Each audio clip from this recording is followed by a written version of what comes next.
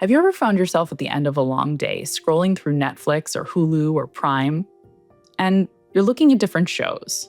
Then a recommendation pops up, just for you.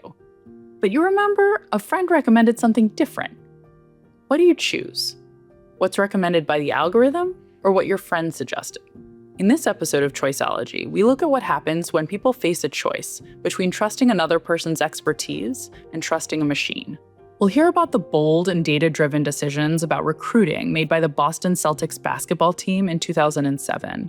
And we'll learn how those decisions would shape their entire season, as well as the future of the league.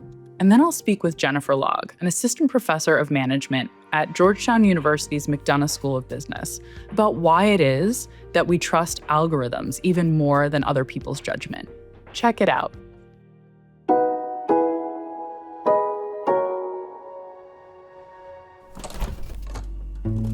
Okay, what am I supposed to make with this? Imagine you're cooking dinner on a Thursday night. You open your fridge and you see a random collection of groceries. Butter, ketchup, a bag of shredded cheddar cheese, a jar of salsa, and some chicken. So you text your foodie friend, asking for ideas about what to do with the ingredients you have on hand. While you wait, you also type a list of your refrigerator's limited offerings into ChatGPT to see what it recommends. Which cooking advice are you more likely to follow, and why? Honestly, probably ChatGPT, because it gives you something concrete right away. I think I'd trust my friend. She knows what I like and is a good cook. I don't know. I wouldn't ask a friend. A foodie friend over ChatGPT because I trust the authenticity of a foodie friend's advice. I think I would ask ChatGPT. I find their recipe suggestions are usually pretty good. I guess the algorithm, because it's faster and, at that point, I just want dinner on the table. Today, we'll dig into what happens when people face choices between trusting another person's expertise versus the advice produced by a computer. And we'll look at why it matters in the kitchen, at the hospital, and on the basketball court.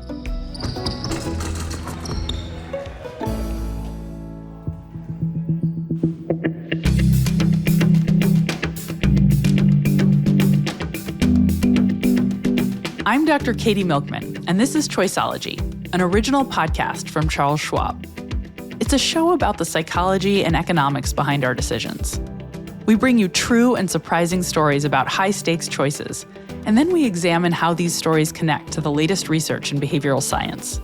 We do it all to help you make better judgments and avoid costly mistakes.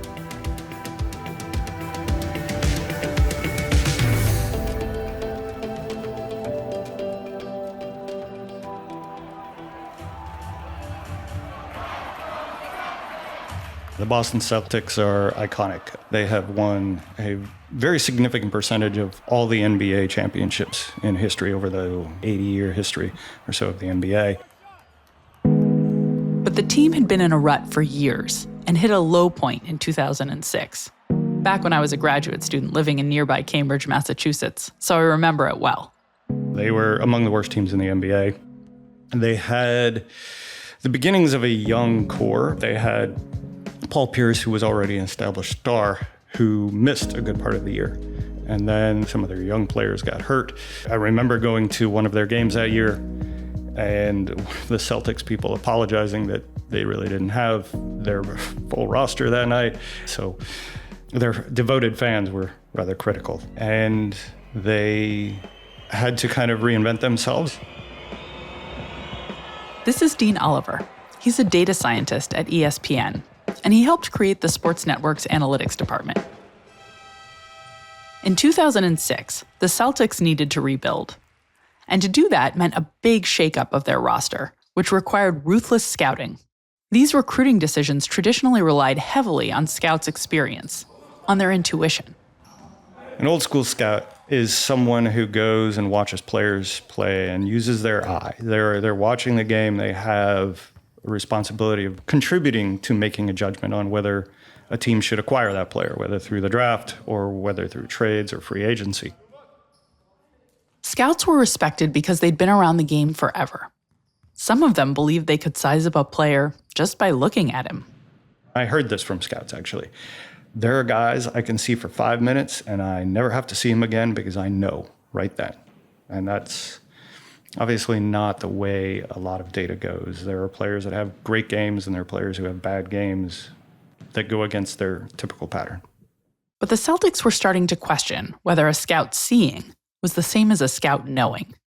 Going into the 07-08 season, the Boston Celtics knew they needed a new approach, even if they weren't entirely sure what that would look like yet. They hired Mike Zarin, who came out of law school, to work on legal aspects in the NBA. But Mike came in with a knowledge of analytics and trusting numbers by showing this interest in using numbers, some of what came out of Moneyball. He was hired about the same time that the Moneyball came out. You might be familiar with Moneyball.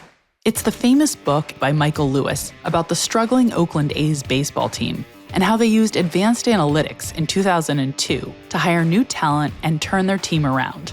Well, his on-base percentage is all we're looking at now. The Moneyball story served as inspiration for other baseball teams and eventually other sports leagues to adopt a more analytical approach to scouting. With Mike Zarin's influence, analytics became a key part of the decisions that would be used to rebuild the 07-08 Celtics roster.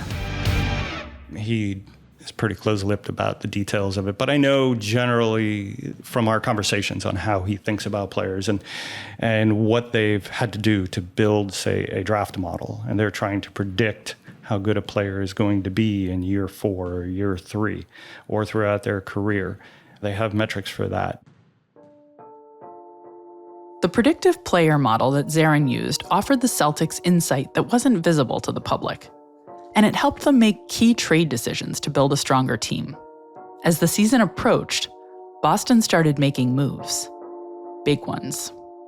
The 2 new players that came to the team were Kevin Garnett and Ray Allen. These are players who had established careers. They were good, for sure.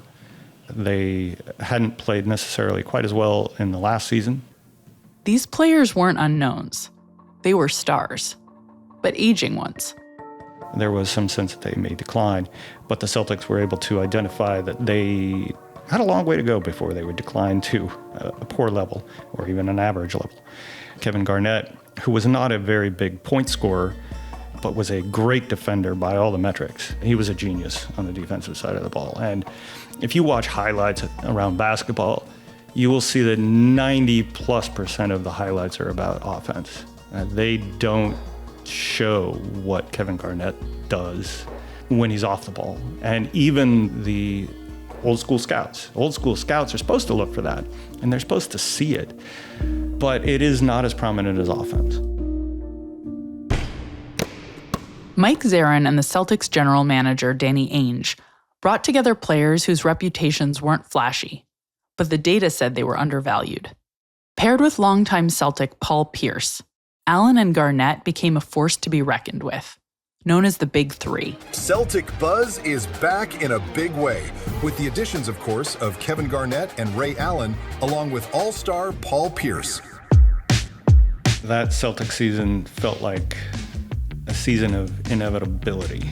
They were so good on a regular basis. It just felt like, okay, they start off the year at the top. It's going to be a mountain for everybody else to climb up to touch them. The Celtics went 66-16 in the regular season. That's 66 games won and 16 games lost over the 82-game season. They shut down teams that usually run up the score. They looked composed, even when things got tight. By spring, the Celtics had one of the best records in NBA history, and they cruised into the Eastern Conference playoffs. But of course, regular season success doesn't guarantee anything, and the playoffs exposed some weaknesses. They struggled a bit in their playoffs. It became clear that, okay, teams may have figured some of their juice out. They all of a sudden had to play teams that were generally better. There was no easy ones for the Celtics anymore when you get to the playoffs. When you're playing the top half of the league, okay, every night is work. In the Eastern Conference semifinals against LeBron James and the Cleveland Cavaliers, the Celtics pushed it to a Game 7 and won by just 5 points. And the Cavaliers fall just short in an absolute Game 7 thriller. And the Celtics win. Then, for just the second time since 1988, Boston reached the Eastern Conference Finals. They faced the Detroit Pistons, a team that had dominated the East for much of the decade. After a back-and-forth series, the Celtics prevailed 4-2, becoming Eastern Conference champions and NBA finalists. But the work was just beginning. They'd have to defeat the LA Lakers in the playoff finals, and no one was calling this a sure thing anymore. The Lakers hate the Celtics. The Celtics hate the Lakers. Those two teams, they faced each other enough over time, and the Celtics, with their most titles on record, they were getting challenged by the Lakers. The Lakers were getting close, so the rivalry was very real. The Lakers were the Western Conference champions and the Celtics' biggest rivals, meeting them in the finals for the 11th time in NBA history. They were led by superstar coach Phil Jackson and the incredible Kobe Bryant. But unlike the Celtics, the Lakers hadn't relied on analytics in crafting their roster. What the Lakers, frankly, had as an advantage is that they were the Lakers. They were Showtime. Players wanted to play for them. If you are working for a team in a smaller market and you think you're going to get a player that the Lakers want, you're not going to get them. Basically, all the rest of the teams realized that they needed the analytics weapon to deal with someone who stood at the top with their branding like the Lakers.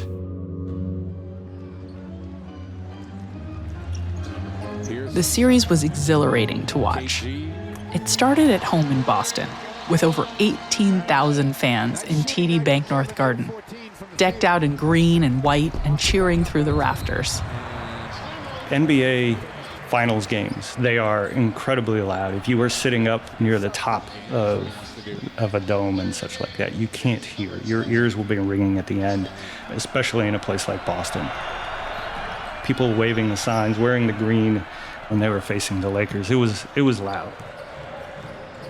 It was the first time the Celtics had been this close to the championship since 1986. Their best players, their big three, definitely played well in those games, and they ended up winning by around 10. They went all the way across country to face the Lakers in Game 3. The Lakers kind of turned it around. They were able to slow down some of the big three. So at that point, what they say is that the series only becomes real when a road team wins. And so the Celtics were facing Game 4 in LA, and that was when they were able to kind of take the close win. They were able to win by 6 points in Game 4. So they had, at that point, a 3-1 lead. So finally, you had a road team win. The Lakers were then desperate in Game 5. Game after game, the series swung back and forth. Momentum shifted. Hope wavered. By the time the Celtics returned home for Game 6, they led 3-2. They were desperate to close out the series. The Lakers did come out a little bit flat. By halftime, the Celtics had a 23-point lead. And so there was a sense that, okay, we've done a lot of the work that we need to do. We just need to maintain. So that lead then kind of grows more in the second half. They didn't take their foot off the pedal. In the final minutes, the energy in the Garden was erupting. Fans envisioning the NBA championship banner hanging from the rafters. The Celtics were winning 131-91 with just 30 seconds left. Courtside, Paul Pierce doused coach Doc Rivers with orange Gatorade, splashing news cameras. They end up winning by 39 points. Green and white confetti filled the stadium. Players cried and gave passionate interviews. Garnett shouted, "Anything is possible," and bowed down on center court to thank Lucky the Leprechaun, the Celtics logo. Finally, after 22 years, the Celtics had won the NBA championships.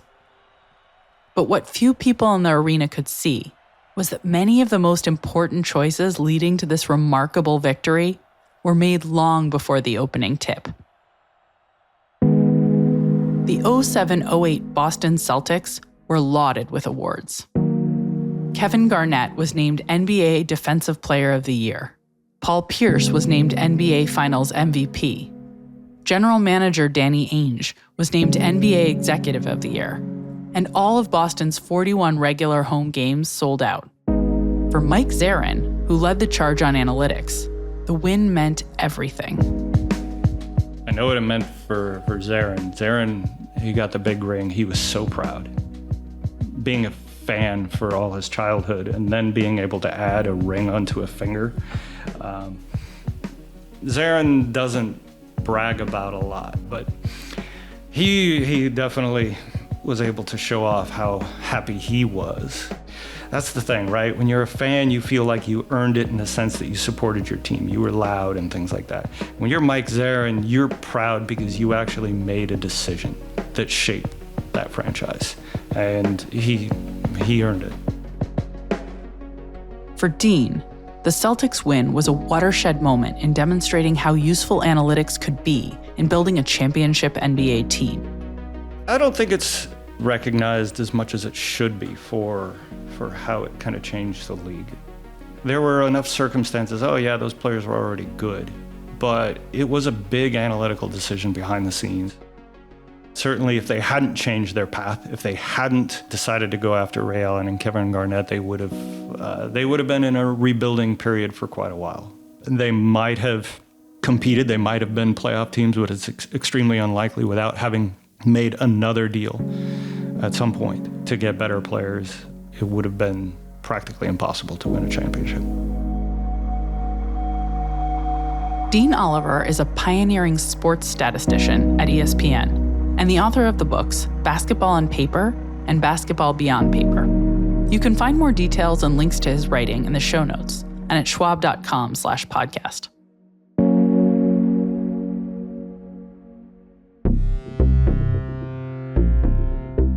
The Boston Celtics' 2008 NBA win is legendary.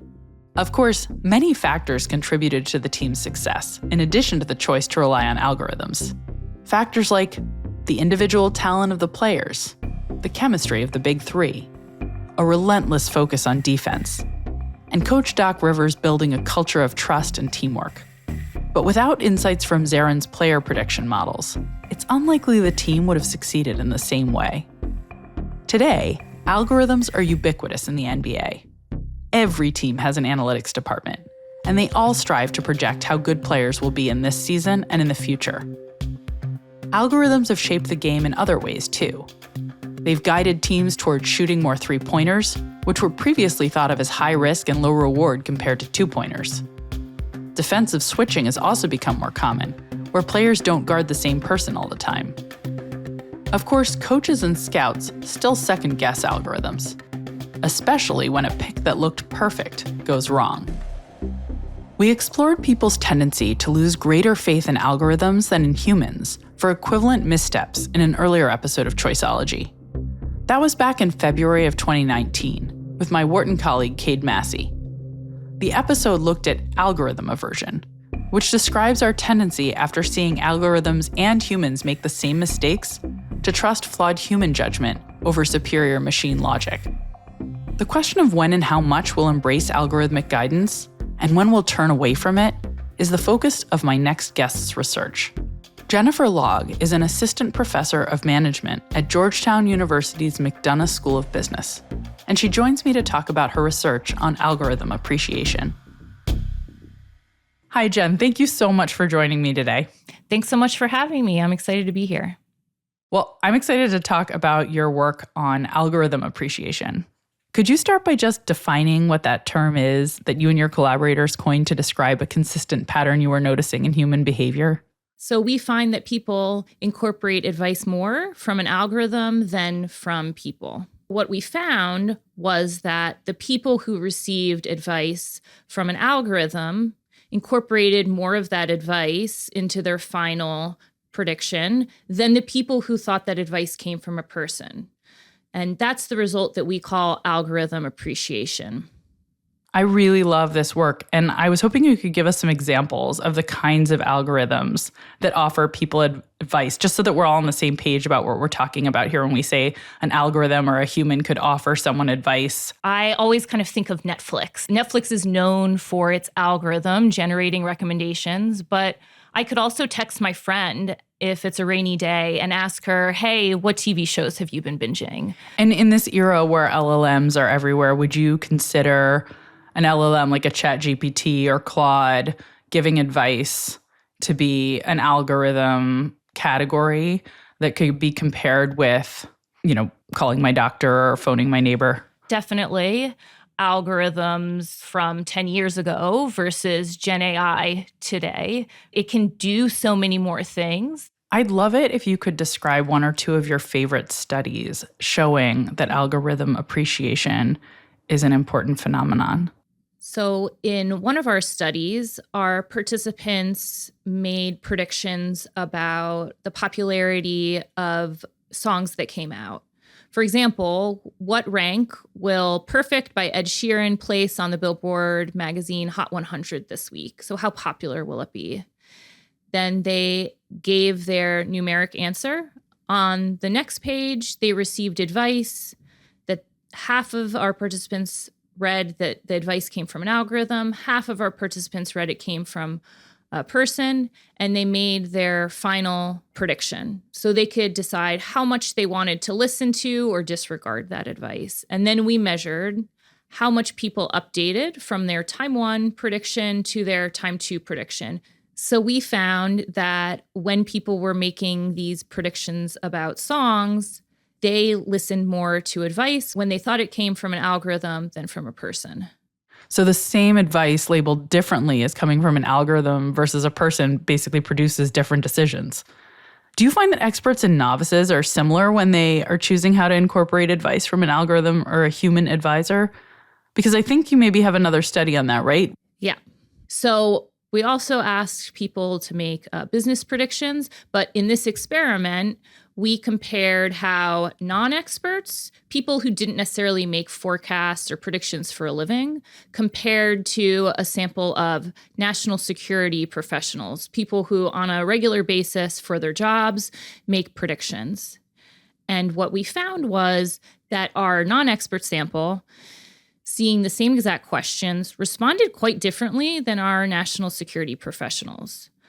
We found that our non-experts were quite happy to listen to algorithmic advice relative to advice from people. However, when the experts, these national security professionals, were deciding how much they wanted to listen to the advice that they received in the study, it actually didn't matter if they were the group of people that read that the advice came from the algorithm or advice came from other people. What the national security professionals did was discount advice from everyone. So I expected that maybe the experts knew something about these predictions that I could never expect. And maybe them discounting advice was a good thing for their accuracy. But we found that when we scored all of these predictions on accuracy, our sample of non-experts actually made more accurate predictions than our expert sample. And that's because they were willing to listen to the algorithmic advice while the experts discounted all advice. Yeah, the implications of that are a little scary, right? As two experts speaking to one another in a moment when algorithms are taking over, it sounds like maybe don't listen to us, but listen to the algorithms and you'll make better judgments. Yeah, it's a pretty humbling result. Yeah. Yeah, that's really interesting. Could you tell us a little bit about why it is that people listen to advice from algorithms more than people when the advice is the same?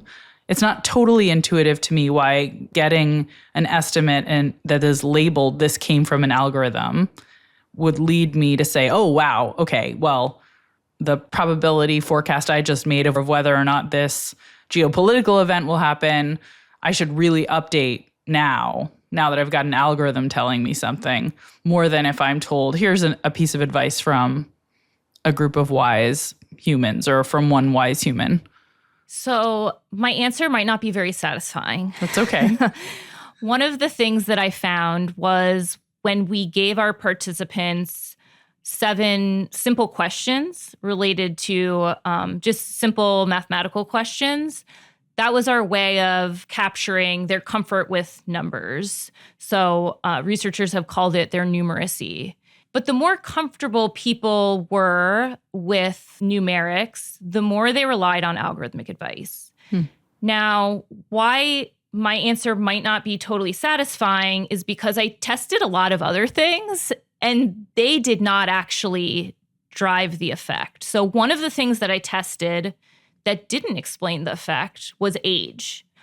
My prediction was that people who were older might have less experience with algorithms, say Netflix algorithms, compared to younger people. So age I used as a proxy for familiarity with algorithms. And it turns out in our data, age did not correlate with people's responsiveness to algorithmic advice, their willingness to update to algorithmic advice. Is there any sense in which giving people a deeper understanding of how an algorithm works can affect the degree of algorithm appreciation? If we sort of unpack the black box, does that exacerbate algorithm appreciation, or actually does it reduce it? Yeah, so some of the first studies that I ran, I was kind of obsessed with the idea that you just brought up.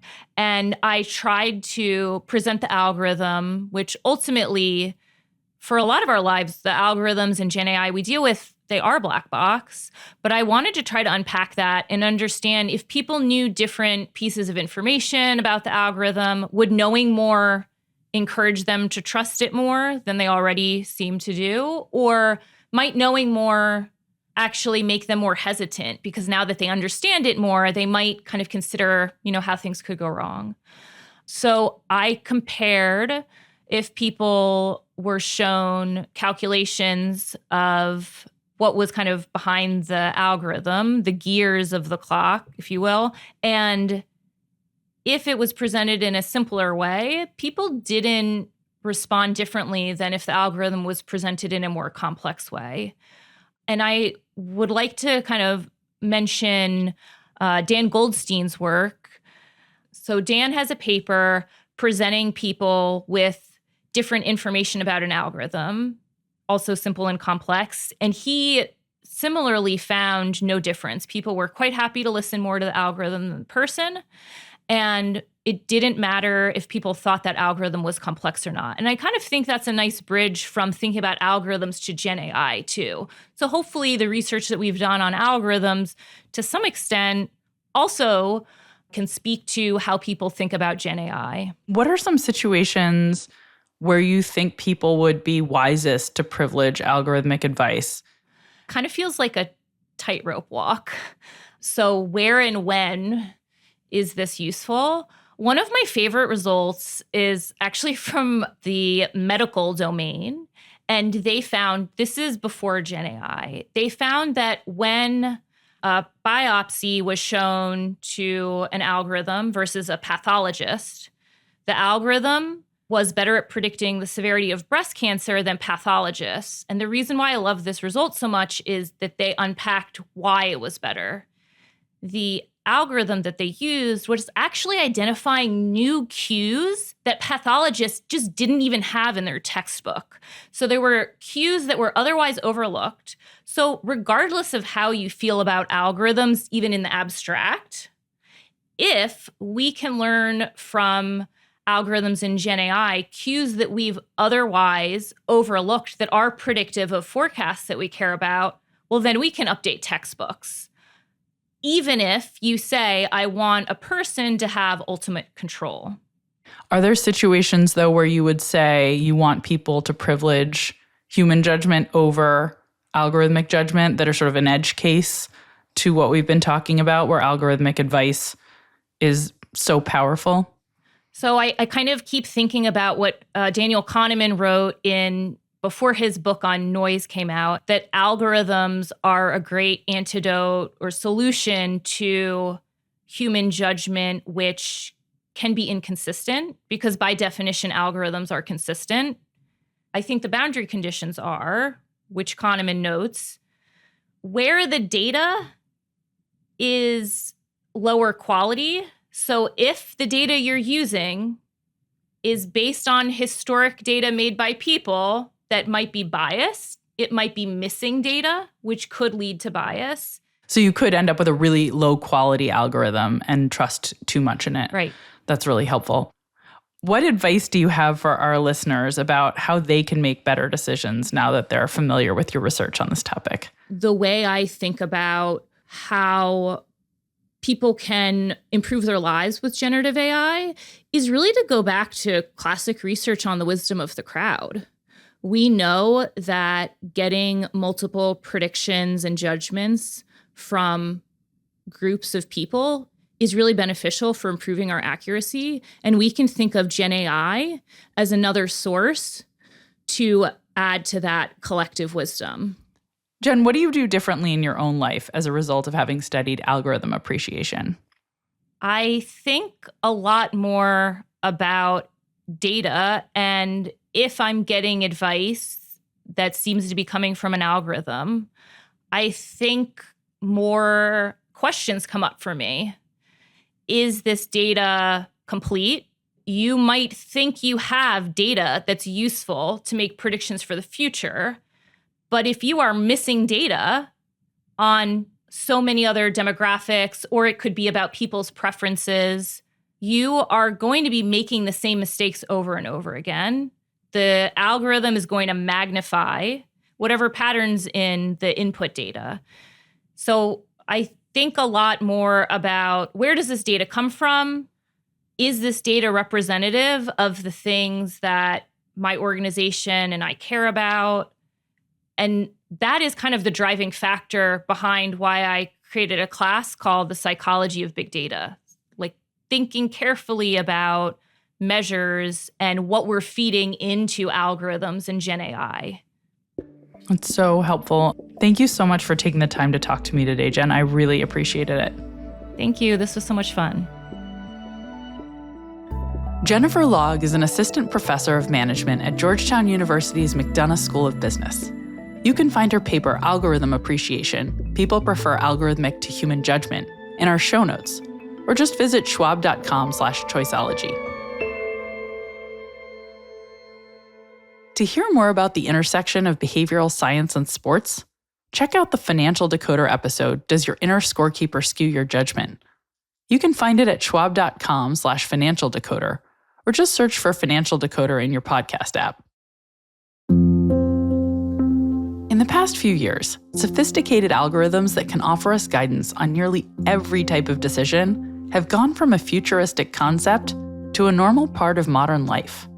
Jen Logg and her collaborators have shown that unless we've just watched an algorithm make a bad decision, we tend to exhibit algorithm appreciation, trusting and incorporating the very same advice more when we're told it came from an algorithm than when we're told it came from another person. This unquestionably reflects our appreciation that algorithms can process far more data, faster and more reliably than we can. And research by John Bogard and Suzanne Shu has shown that the more common it's become for people to rely on algorithms in a given setting, be it on the basketball court or in the operating room, the more we see algorithm appreciation arise in that setting. Our trust in algorithms is exciting because it suggests a safer, healthier future is around the corner. Self-driving cars will soon be able to prevent tens of thousands of annual traffic deaths if we trust them to take over. And algorithm-powered scans will catch cancer, heart failure, and other treatable diseases earlier and more often than doctors ever could. But it's also important that we not blindly hand over our futures to algorithms without recognizing that they aren't all created equal. While many deserve our trust, biases like sexism and racism can be baked into algorithms if they're trained on flawed data. And like humans, recent research shows that large language models exhibit many biases. For instance, Stephen Lair and colleagues have shown that they exhibit cognitive dissonance, persistently adopting views they've been randomly assigned to articulate after the fact to maintain a semblance of internal consistency. What other biases have LLMs learned from us or evolved independently? Research on this is still in its infancy, but there is some evidence that prompting LLMs to make quote-unquote rational decisions reduces biases. Another risk of placing too much trust in algorithms is de-skilling. Recent medical research found that doctors with many years of experience who performed colonoscopies for just 3 months with algorithmic assistance were less effective when they returned to performing unassisted operations. If we outsource learning and thinking to algorithms, that may be okay in some arenas, but catastrophic in others. So we should lean into our algorithm appreciation, but with care and calibration, and with a recognition that de-skilling is a risk, that model quality is limited by training data and algorithmic biases, and that blind trust in any powerful tool can lead to missteps. There are limits to the quality of any advice in a world without crystal balls.